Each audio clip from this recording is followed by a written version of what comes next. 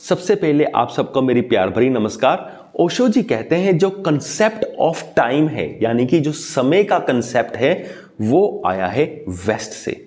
यानी कि वेस्ट से समय का कंसेप्ट आया है हमारे दिमागों में। और जो हमारा ईस्टर्न है, यानी कि इंडिया वाली साइड, यहाँ पर कोई कंसेप्ट का, टाइम का कंसेप्ट को ज़्यादा इंपॉर्टेंस नहीं दी जाती थी। फॉर एग्जाम्पल, जैसे कि वेस्ट से जो आया है वो आया है इतिहास, और डेट्स के साथ, फैक्ट्स के साथ, कहाँ हुआ, कब हुआ, स्पेशली कब हुआ। इसीलिए वेस्टर्न से हमें ये कंसेप्ट आया है कि जैसे जब जीसस क्राइस्ट का बर्थ हुआ तब कंसेप्ट चल गया बिफोर क्राइस्ट टाइम को स्पेसिफाई करने का जो तरीका है, जैसे हम पढ़ते होते हैं बीसी यानी कि बिफोर क्राइस्ट, और एक आता है एडी यानी कि आफ्टर क्राइस्ट का समय। तो यानी कि उन्होंने हर चीज़ को टाइम में, समय में बांध लिया। उनके लिए इतिहास इंपॉर्टेंट था, उनके लिए समय बहुत इंपॉर्टेंट था वेस्ट के लिए, और वहाँ से इतिहास का आइडिया आया जो धीरे धीरे हमारे इंडिया में भी फैल गया।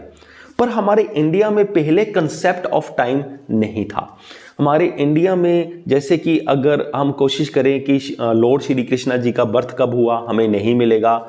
लॉर्ड श्री रामचंद्र जी का बर्थ कब हुआ, हमें एग्जैक्ट नहीं मिलेगा, क्योंकि इंडियंस ने, ईस्टर्न साइड ने जो हमारी है, तो उन्होंने कभी भी टाइम को ज़्यादा इंपॉर्टेंस नहीं दी। हमारे इंडियंस ने कभी भी टाइम को इंपॉर्टेंस नहीं दी है ज़्यादा। तो वो क्या मतलब इंपॉर्टेंस देते हैं, वो इंपॉर्टेंस देते हैं कहानी के सार में, यानी कि कहानी के थीम में। वो डेट्स में ज़्यादा इंटरेस्टेड नहीं है।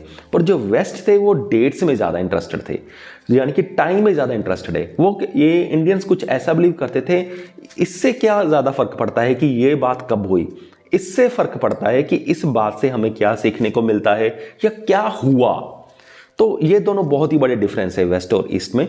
और जो ये कंसेप्ट वेस्ट से टाइम का आया है, समय का आया है, डेट्स का आया है कि हमारे पास एक ही जिंदगी है और ये खत्म हो जानी है, उसके बाद हमें कुछ नहीं मिलेगा, ये आया है वेस्ट से कंसेप्ट। और हमारे ईस्ट में कंसेप्ट क्या है कि जो जिंदगी है ये भी गोल गोल घूमती रहती है, एक बर्थ फिर नेक्स्ट बर्थ फिर नेक्स्ट बर्थ, ये सारा कुछ ऐसा होता रहता है। हम एक सर्कुलर मोशन में बिलीव करते हैं, जैसे सनराइज हो गया फिर सनसेट हो गया, बर्थ हो गया रीबर्थ हो गया, हमारी लाइफ ने चलते ही रहना है। हम कभी भी समय की शॉर्टेज का एहसास नहीं करते, हमें ऐसा लगता है कि समय तो काफ़ी बहुत ज़्यादा होता है। पर वेस्ट में क्या है, उनकी लाइफ ऐसे है कि लाइफ इतनी चलेगी उसके बाद ख़त्म, लाइफ सर्कुलर मोशन में नहीं चलती। तो वो लाइफ को लिनियर पैटर्न में देखते हैं। तो जो ये कंसेप्ट है टाइम का कि अब तो लाइफ एक ही लाइफ है, खत्म हो जानी है, बाद में कुछ भी नहीं मिलना, जो कुछ करना है इसीलिए अभी ही कर लो, तो ये कंसेप्ट है वेस्ट से, जैसा ओशो जी कहते हैं। तो जैसे जैसे ये कंसेप्ट हमारे दिमागों में फैला, तो उसके बाद क्या हुआ, हम भी यही सोचने लग गए कि हमारे पास एक ही लाइफ है, खत्म हो जाना है, जो कुछ करना है जल्दी कर लो। तो जब ये कंसेप्ट आया तो इससे, इस कंसेप्ट के साथ हमारे दिमाग में वेस्टर्न साइड की एंग्जाइटी भी आ गई, वेस्टर्न साइड की टेंशन भी आ गई, स्ट्रेस भी आ गया, क्योंकि अब हमें लगता है कि हमारे पास तो एक ही लाइफ है, हमें जो कुछ भी करना है जल्दी करो, जल्दी पैसा कमाओ। हम ठीक से सो नहीं पाते इस एंग्जाइटी की वजह से। अगर भगवान को पाना है तो जल्दी जल्दी करो, तो क्योंकि हमारे पास वक्त नहीं है। अगर हमारे सपोज करो 1-2 साल वेस्ट हो जाते हैं, तब तो हमें ऐसा लगता है कि हमारे 2 साल वेस्ट हो गए, अब हम क्या करेंगे। तो इससे हमारी टेंशन, स्ट्रेस लेवल बढ़ता जाता है। तो इससे और क्या होता है कि जब हमें किसी मेडिटेशन के बारे में पता लगता है, तब हम ध्यान लगाने के लिए, सपोज करो कि अगर हम 2 या 3 दिन के लिए किसी शिविर में भी जाते हैं, तो तब हमारा माइंड है हमें बहुत ज़्यादा डिस्टर्ब करने लग जाता है। वो कहता है कि भागो यहाँ से भागो, तुमने 2-3 दिन वेस्ट कर दिए, पता नहीं यहाँ से कुछ मिलेगा भी या नहीं, तुम जल्दी से यहाँ से भाग जाओ और तुम अपने जो काम करना चाहते हो वो कर लो, क्योंकि ज़िंदगी ख़त्म हो जानी है। तो ये सारे जो कंसेप्ट है, यानी कि शॉर्टेज ऑफ टाइम का कंसेप्ट है, जो हमारे दिमाग में घुस गया है, ये हमें बहुत परेशान करता है।